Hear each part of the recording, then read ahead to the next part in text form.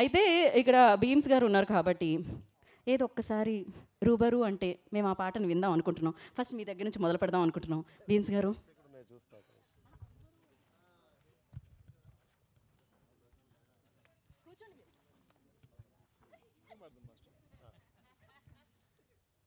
మళ్ళీ మళ్ళీ మళ్ళీ మళ్ళీ నిన్నే చూడాలని అంటున్నది మనసే, కాసేపు నువ్వు నేను కలిసే క్షణంలో లోకమంతా తెలిసే, నువ్వే నాకు దాదాపుగా అయిపోయావే అలవాటుగా, ఎంత ఎంత నేనాపినా నా ప్రాణమే ఆగనంటోందిగా, రుబరు ఏ రుబరు ఏ రుబరు రుబరు ఏ రుబరు ఏ రుబరు.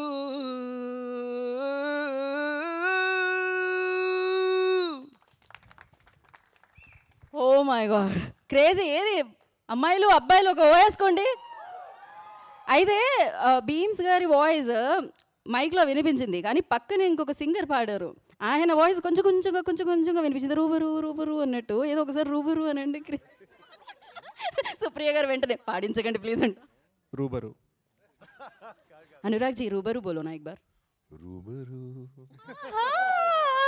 आप बोलिए शनील जी.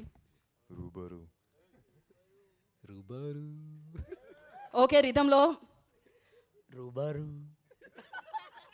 ఇదేదో లో అరువులా ఉందేంటి. ఓకే పర్వాలేదు, సెట్లు వేయడమే కాదు, ఇప్పుడు పాటను సెట్ చేయడం ఎలా చూద్దాం.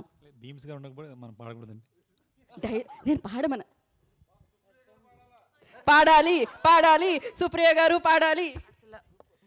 అసలు రాగం అనేది రాదండి. రూబరు నేను లాస్ట్లో సుప్రియ గారు పాడిందే తీసుకుంటున్నాను అనమాట.